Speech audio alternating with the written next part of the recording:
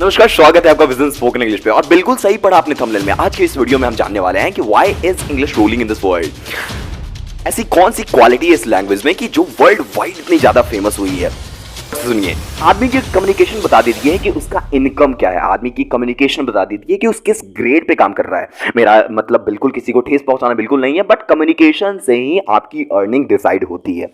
इस वीडियो में आप यही जानने वाले हो। पहला, why is everyone mad for English. First of all, सबसे पहला, ये कॉमनली स्पोकन लैंग्वेज है। ये वर्ल्ड वाइड इकलौती ऐसे स्पोकन लैंग्वेज है जो सबसे ज्यादा बोली जाती है।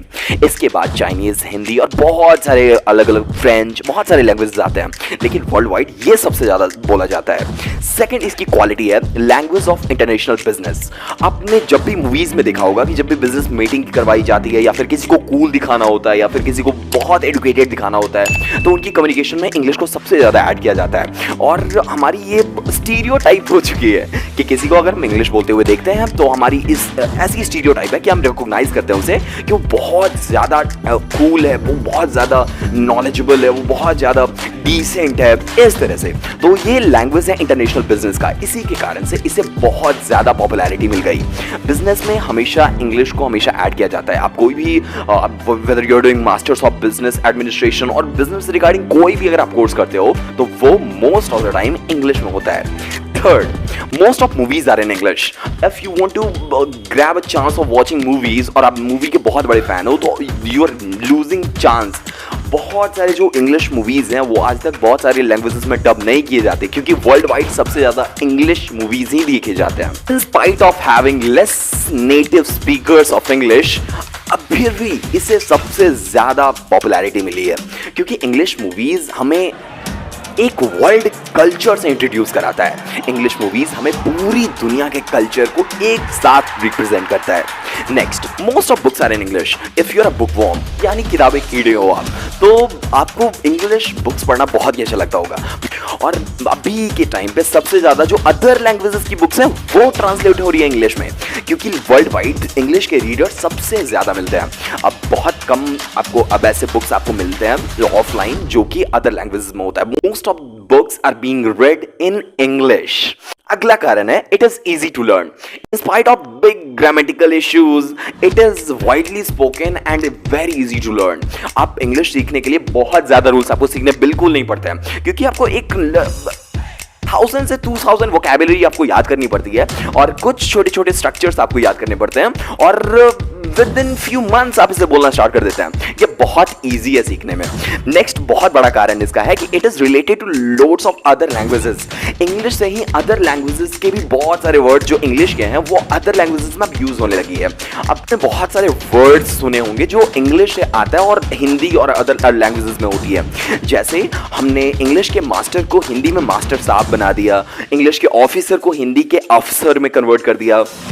थाउजेंड्स ऑफ एग्जांपल्स दे सकता हूं। आगे बढ़ते हैं। आप इंग्लिश के एक एक सेंटेंस को थाउजेंड्स ऑफ तरीके से रिप्रेजेंट कर सकते हो। जैसे अगर आपको बोलना हो मुझे जाना है यहां से, तो आप बहुत तरीके से बोल सकते हो। I want to go, I have to go, actually I want to go, I have got to go, I got to go. मतलब एक सेंटेंस को बोलने के लिए आपको बहुत सारे तरीके, नए तरीके मिलते हैं। मतलब इसमें स्ट्रक्चर्स इतने ज्यादा हैं, इसमें वैरायटीज इतनी ज्यादा है कि ये बहुत मजा आता है अलग अलग तरीके से अपने आप को रिप्रेजेंट करने में।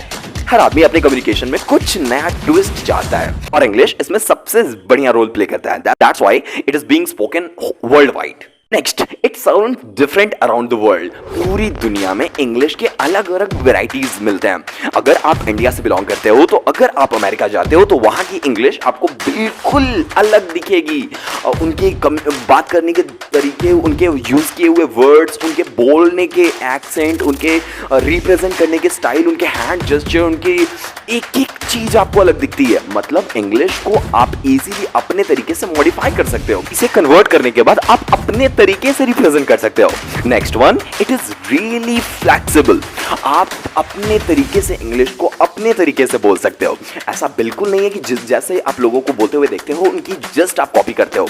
आप अलग तरीके से अपने आप को रिप्रेजेंट करते हो और इंग्लिश को यूज करते हुए। तो ये बहुत ही फ्लेक्सिबल है क्योंकि आप इसे अपने तरीके से रिप्रेजेंट कर रहे हो। और next one is it is continue to change. ये अंतिम है, ये ट्रेंड के अकॉर्डिंग एकदम चेंज होता जा रहा है। जैसे जो इंग्लिश 80s में में 90s में 60s में बोली जाती थी, अभी का इंग्लिश बहुत अलग है। बहुत सारे नए वर्ड्स, बहुत सारे नए रूल्स, बहुत सारी नई चीजें, बहुत सारे नए एक्सेंट इसमें ऐड होते जा रहे हैं। तो ये टाइम के अकॉर्डिंग अपने आप को चेंज कर रहा है। वी ऑल नो टिकता वही है जो समय के अकॉर्डिंग चेंज होता है। That is why it is widely being spoken. I am sure इस वीडियो से आप समझ चुके होंगे कि क्यों इतना ये पॉपुलर है और क्यों आपको इसे सीखना चाहिए। और डोंट वरी, सीखने में हम विजन स्पोकन इंग्लिश यहां हमेशा आपके साथ है। और भी ऐसे बहुत सारे वीडियोस देखने के लिए, इंग्लिश के बारे में नई नई जानकारी जानने के लिए और इंग्लिश सीखने के लिए विजन स्पोकन इंग्लिश को अभी सब्सक्राइब कीजिए, इंस्टाग्राम पे फॉलो कीजिए। Will be right back with the next video. Till then, have a good day.